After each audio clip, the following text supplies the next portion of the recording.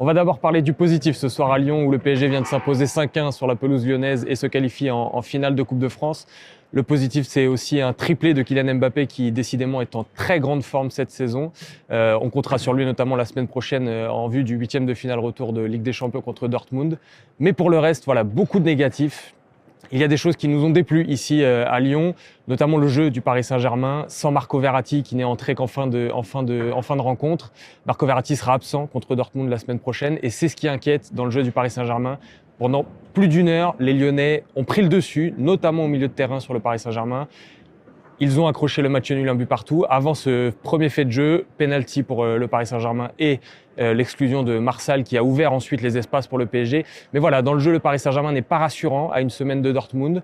Il faut aussi souligner la prestation manquée de Neymar qui manque de rythme, qui paraît même un peu bouffi, voilà, qui n'est pas forcément en très grande forme. La question est maintenant la gestion des hommes par Thomas Tuchel. Que va-t-il faire en vue de Strasbourg, le match samedi et qui précédera la rencontre à Dortmund? Va-t-il faire enchaîner un joueur comme Neymar? Va-t-il redonner du rythme à des joueurs qui seront possiblement titulaires contre Dortmund comme Leandro Paredes? Tout ceci sera à voir dans 3 jours à Strasbourg. En attendant, on vous le redit, on n'est pas très rassuré pour le Paris Saint-Germain.